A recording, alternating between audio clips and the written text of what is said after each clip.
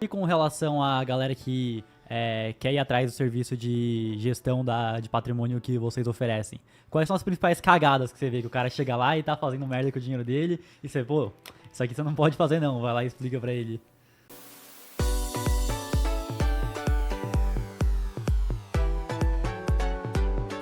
Cara, sabe que eu me surpreendi quando comecei a ver as principais cagadas, porque minha carreira, né, nos últimos 7 anos, ela se misturou muito com educador financeiro e gestor de investimentos.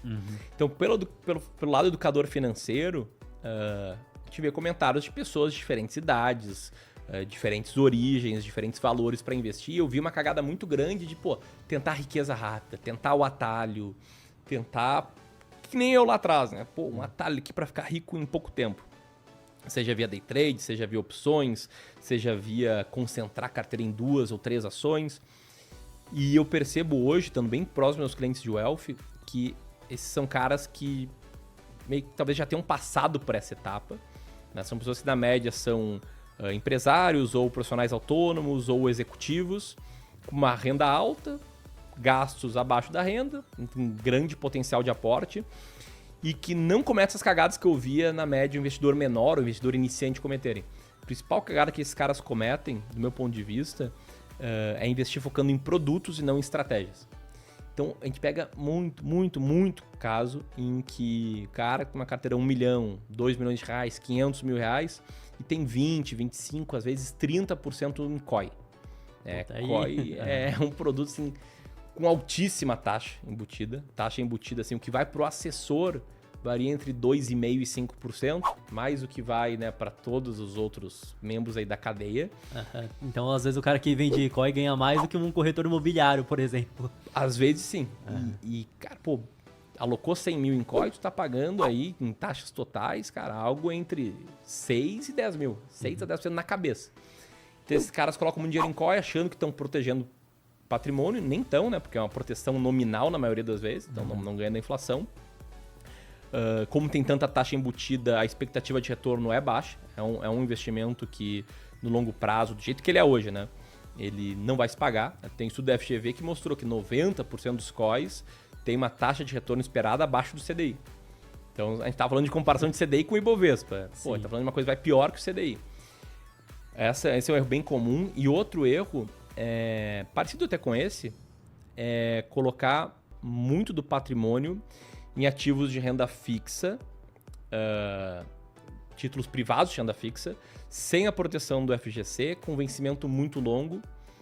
Exemplo, cara, CRI de determinada empresa, aí, sem citar nome de empresa, mas CRI de empresa com rating razoável, né, BBB+, por aí, com vencimento daqui a 10 anos.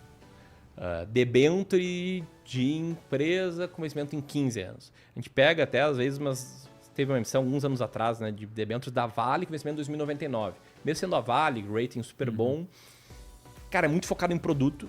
E por ser muito focado em produto, muitas vezes as pessoas estão sem liquidez em parte relevante da carteira, estão em ativos que eles acham que não tem risco, mas tem. Eu acho que esse que é o principal, a parte fundamentalista. Então o cara vê a renda fixa, toda renda fixa é segura, tá tranquilo. Eu tô botando em renda fixa aqui, minha carteira tá conservadora, eu não vou perder dinheiro. Só que às vezes o cara vai precisar resgatar e não vai ter liquidez, uma debenture que vence lá em 2099. Ele toma um risco de liquidez muito forte, ele também não tá otimizando o FGC, que é uma forma de diminuir o risco de crédito. Então, se o cara tem 2 milhões de reais e uma carteira com 60% em renda fixa, colocando um pouquinho em títulos públicos, pouquinho, que já traz a liquidez, né, que ajuda bastante, esse cara consegue estar todo coberto pelo FGC. Né? Divide lá em vários emissores, vários prazos de vencimento. Então não faz nenhum sentido esse cara ir direto para CRI, direto para debenture, que do meu ponto de vista são instrumentos de renda fixa que fazem sentido para um cara com patrimônio maior. O cara tem 10 milhões, aí ele tem que sair do FGC para conseguir boas oportunidades, e aí tem que de fato ir para debenture, ir para CRI, mas do jeito que é feito, assim, pra mim fica muito na cara que o que foi vendido para esse cara é produto e não uma estratégia. Vamos pensar aqui nos seus planos financeiros, vamos pensar em liquidez, vamos pensar em como potencializar o retorno, assumindo um risco que tu aguente correr.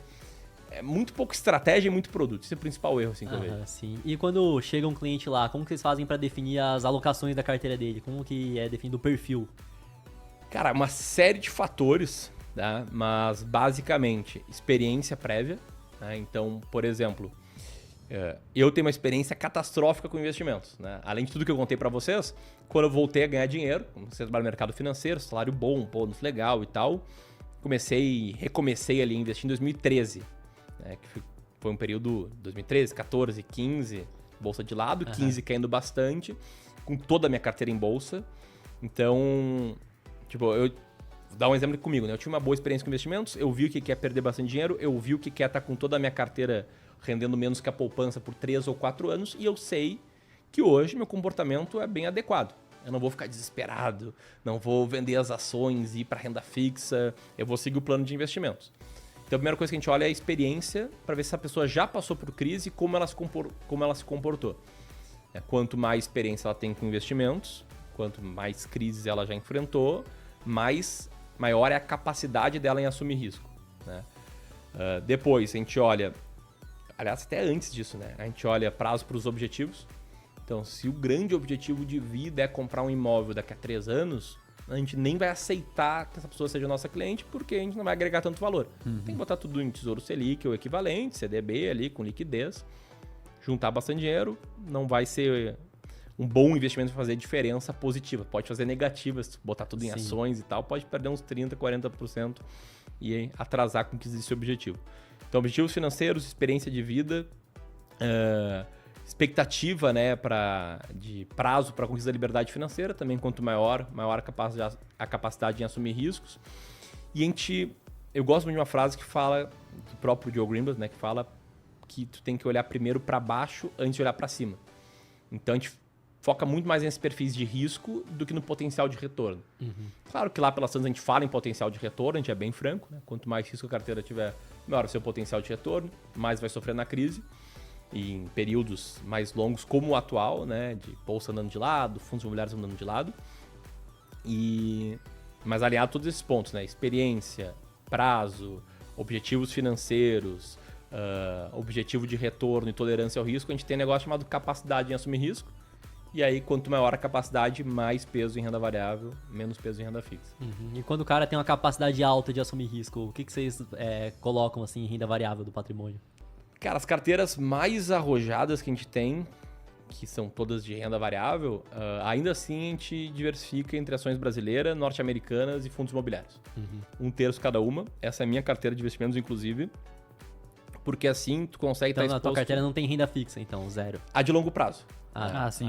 Aí eu tenho um montante em renda fixa, em CDB do banco, com liquidez diária, que é para gastos que eu sei que eu vou ter nos próximos 12 a 24 meses.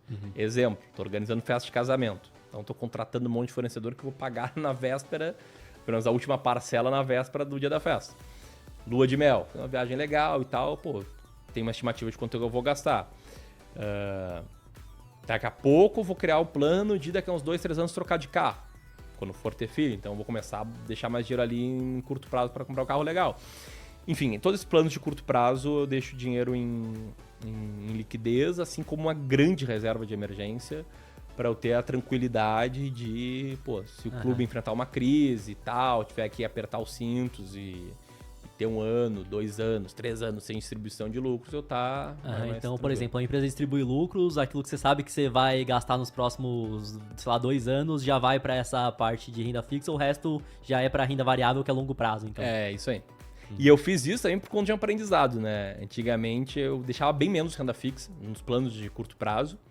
Era o limite, assim, se eu tinha uma viagem, pra Disney, era orçamento, tá, vou gastar, sei lá, 40 mil nessa viagem. Deixava 40 mil, mais reserva de emergência, que era 4 meses de despesa, mais ali X mil, e vivia ali no limite.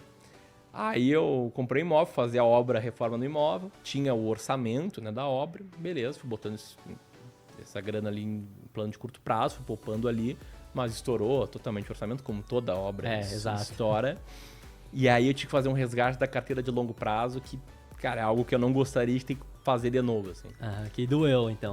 Doeu. A gente fica ouvindo, né, os grandes ali, o Charlie Munger falar de nunca interromper a composição de patrimônio, daí tu vai lá e dá uma interrompida por uma obra, assim, pô, eu não gostei daquilo e é uma coisa assim, não quero mais passar, então eu aumentei um pouco o plano de curto prazo, aumentei um pouco ali a margem de segurança, dinheiro de curto prazo, para daí ter certeza, cara, que tá a longo prazo vai ficar compondo, tranquilo, faço meu aporte mensal e tá. A gente já foi pego nessa de estar 100% em bolsa e todo o dinheiro que a gente ganhava, a gente já mandava tudo para as ações. A gente Foi quando a gente começou a investir, né, Renan? Então a gente começou a investir lá em 2019, que a gente passou a ganhar um dinheiro a mais, a gente reinvestiu no canal uma grana, começamos a investir.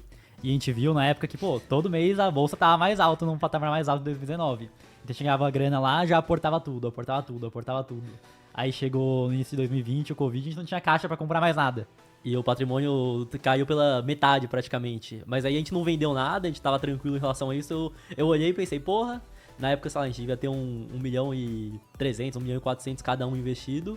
E aí foi pra uns 800 mil. Aí eu pensei, ih, deixamos de ser milionário agora, 2020.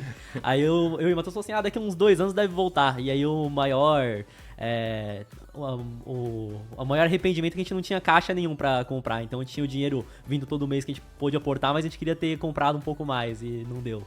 Mas sabe, acho bem interessante esse aprendizado, acho que tá certíssima essa decisão de vocês. Até porque, nesse caso, ter um dinheiro em renda fixa vai dar tranquilidade de saber que, cara, numa crise eu vou estar comprando. Mas eu vejo que esse ponto, assim, do nosso ponto de vista, seria o problema de ter tudo numa classe de ativos única. Porque se for ver, claro, foi uma crise sistêmica, né? Caiu fundos imobiliários, caíram ações norte-americanas, caiu renda fixa caiu renda fixa inflação, caiu tudo. Só que pega ali um exemplo na minha alocação de ativos, aquele terço de ações norte-americanas, ele segurou bem a queda. Porque as ações despencaram, acho que caíram 30 as norte-americanas, só que o dólar estourou frente ao real. Exato, Então, das 3 classes de ativos, fundos imobiliários despencaram, ações brasileiras despencaram, mas ações norte-americanas deu uma bela segurada. Por conta do dólar mesmo. E aí, naquela época, o que a gente fez? A gente vendeu ações norte-americanas para comprar brasileiras e fundos imobiliários e fazer o rebalanceamento. Que é outra forma de tu conseguir comprar aquelas classes que estão despencando. Que funciona quando tu não tem... necessariamente precisa ser renda fixa, só se você diversificar em mais classes, isso pode acontecer também. Tem uma classe só que daí vai cair, não vai ter quebrou. muito... Em 2019 eu pensei, não, o dólar tá muito caro, não vou começar a investir lá fora não. E aí, hoje em dia, obviamente que eu não penso assim, né? Mas foi o pensamento na época. E fundo imobiliário a gente pensava o seguinte, a gente tá construindo patrimônio agora, pro longo prazo esse dinheiro, não vou ter fundo imobiliário. Mas aí depois a gente acabou colocando 10% da carteira em fundo imobiliário pra realmente ter o dividendo mensal ali e já tá montando uma posição desde cedo. Que legal. Eu acho uma boa classe, gosto. Gosto da ideia de a gente ter uma alocação em imóveis no longo prazo e... Legal.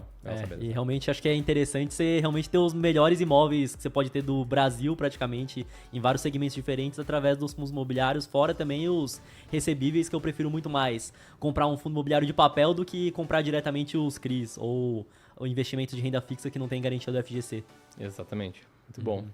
Que nessa questão você pode estar bem mais diluído do que escolher um CRI só, às vezes, de uma empresa mais arriscada, e se der ruim, já foi embora teu dinheiro ali. Aí você tem um fundo imobiliário de papel que tem um gestor lá tomando as decisões que às vezes tem, 100, 150 CRIs na carteira que está muito mais diluído. Exatamente, e pode diluir em vários fundos, né? Mesmo que o gestor erre muito a mão, tá ali com os fundos e compensa bem. Vários compensam a perda de alguns específicos. Isso.